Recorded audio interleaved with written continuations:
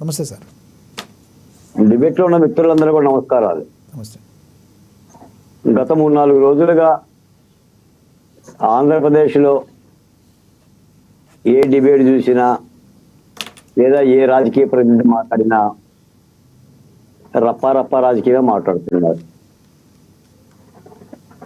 నిజానికి ఏంటంటే ఏదో పై మాటగా చెప్పొచ్చులే కానీ ఇది సరైన సంస్కృతి కాదు, సరైన పద్ధతి కాదు.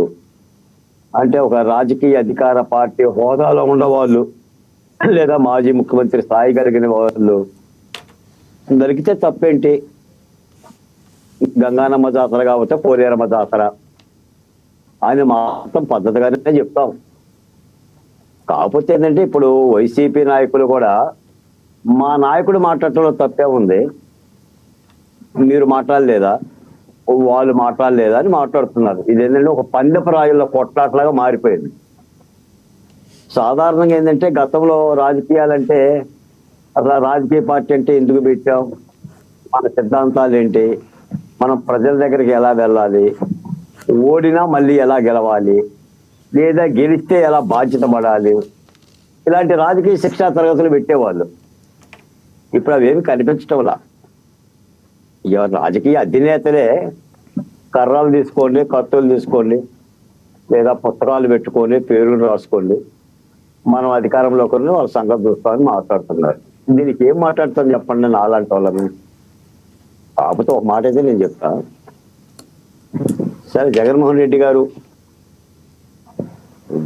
మన మేకతలం నరికినట్టు వేట కొడవలతో నరుకుతాం అన్నారు కాబట్టి నరికి చూడండి ఒకరిని. అంటే జగన్మోహన్ రెడ్డి గారు ఆ మాట అనలేదు. ఓకే, ఇక్కడ ఒక కీ లైన్ ఒకటి ఉంది. ఒక అభిమాని, వైసీపీ అభిమాని ఆ ప్లకార్డు పట్టుకుంటే సినిమా డైలాగ్ పెట్టుకుంటే కూడా తప్ప అన్నారు, కానీ ఆయన నరకమనే డైలాగ్ని ఆయన అయితే అనలేదు జగన్మోహన్ రెడ్డి గారు. మరి మీరు జగన్మోహన్ రెడ్డి గారి వీడియో ఒకసారి చూడండి. నాగ్ గారు స్పష్టంగా ఆయన అన్నమాటే, నరుకుతానంటే తప్పేంటి అని ఆయన స్వయంగా అన్నాడు. ఎస్, ఆ బయట ఉంది, ఆ బయట చూద్దాం సార్ ఒకసారి. మనం కూడా చూద్దాం, ఆ బయట ప్లే అవుతుంది, మనం చూద్దాం ఒకసారి. జాతరలో పొట్టేళ్ల తలకాయలు కోసినట్టు రప్ప రప్ప రప్ప రప్ప రప్ప రప్ప రప్ప రప్ప నరికేస్తాం. అదొక పోస్టరా? సినిమా డైలాగులు పెట్టినా కూడా తప్పేనా? అసలు డెమోక్రసీలో ఉన్నామా, డెమోక్రసీలో లేమా స్వామి మనం? ఇది నాకు అర్థం కాదన్నా. టీడీపీని రప్ప రప్ప కోసేస్తానని కూడా అంటున్నాడని కూడా సంతోషపడదు. నిజంగానే బాధ ఉంటుందేమో కదా వాళ్ళకు కూడా. ఆయన ఆక్రోషం చూపిస్తూ ఏమన్నాడు, ఏ జాతరలో, గంగమ్మ జాతరలో పొట్టేళ్ళు తలలు నరికినట్టు రప రప అని నరుకుతానని చెప్పి ఆయన అంటానంటే దాని అర్థం ఏంది? మరి గంగమ్మ జాతరలో పొట్టేళ్ల తలకాయలు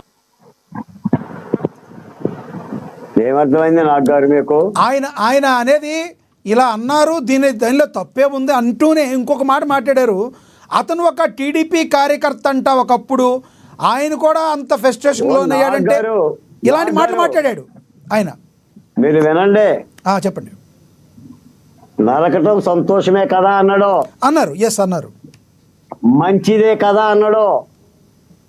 ఫ్లెక్సీ ఎవడ పట్టుకుంటూ పక్కన పడాయి. వాడు తెలుగుదేశం వాడు అయితే క్షమిస్తారా ఏంటి, లేదా వైసీపీ అయితే క్షమిస్తారా? ఒక బాధ్యత కలిగిన మాజీ ముఖ్యమంత్రి అలా అనొచ్చా అనకూడదనేది మాట, అదే చర్చ. ఆ పోనీ నరకండి, ఎంతమంది నరుకుతారు? దమ్ముంటే నరకమని చెప్తున్నాను నేను కూడా. వైఎస్ వివేకానంద రెడ్డిని నరికారుగా, రప్పనేగా. ఆయన పరిపాలన ఎంతమంది నరకలా? సుధాకర్ చనిపోలేదా? డ్రైవర్ సుబ్రహ్మణ్యం చనిపోలేదా? ఎంతమంది చనిపోలేదు సార్? నరుక్కోమనండి, అది ప్రజాస్వామ్యం. కొమ్ము తెరిచి చేతిలో పెడుతుంది, పెట్టిందిగా. 170 సీట్లు వస్తాయంటే ఏం చేసింది ప్రజాస్వామ్యం? 2 కొమ్ములు తెరిచి మూలలో కూర్చోబెట్టింది. ఏంటి నువ్వు నరికేది అంటే? నువ్వు నరికితే అది మెల్ల చూపిస్తారా ఏంటి? ఇటు నరుకయ్యా, ఇటు నరకయ్య అని చెప్పిస్తారా ఏంటి? నరకటం వాళ్ళకి రాదా? ఎవరికి రాదు చెప్పు? ఎవరికి రాదండి? నువ్వు ఫ్యాక్షన్ గొంతుకుతో పరిపాలకుడు అయ్యి బాధ్యత కలిగిన మాజీ ముఖ్యమంత్రిగా మాట్లాడితే మళ్ళీ దానికి వత్తాసులు పలికితే వాడు తెలుగుదేశం వాడు పట్టుకున్నాడు, వాడు జనసేన వాడు పట్టుకున్నాడు. ఓడి పట్టుకుంటేనే నీ ర్యాలీలో జరిగింది, 2 కార్యకర్తలు కూడా చనిపోయారు. బాధ్యత కలిగిన తప్పు అని అనాలి. చేపురోలు కిరణ్ అనే తెలుగుదేశం కార్యకర్త భారత గారిని తెలిసి ఏం చేశాడు ప్రభుత్వం? అరెస్ట్ చేయలేదా? జైలుకి పెట్టలేదా? పనయ్యా అని చెప్పేసి అన్నారా ఏంటి? వీళ్ళన్నా తప్పే, వీళ్ళనమంటావా ఏంటి? నేను అనేది ఏంటంటేనండి, ఈ రాజకీయ ఇలా మాట్లాడితే ప్రభుత్వాలు మారవండి. జగన్మోహన్ రెడ్డి గారు అనుకుంటుంది ఏంటంటే, నేను ఏది చేసినా కూడా కరెక్ట్ అవుతుంది అనుకుంటే ప్రజాస్వామ్యంలో ఎలా కుదురుతుందండి? మీకు ఒక మాట చెప్తాను నాగ్ గారు, చెప్పండి. బానిస సమాజం అని ఒక సమాజం ఉంది. ఎంతమంది బానిసలు ఉంటే వాడు బానిస యజమాని. రాజుల కాలంలో ఏ రాజుకు ఎక్కువ సైన్య బలం ఉంటే వాడే పెద్ద రాజు. ఏ భూస్వామికి ఎక్కువ భూములు ఉంటే వాడే భూస్వామి పెత్తందారి ఆ ఊరిలో.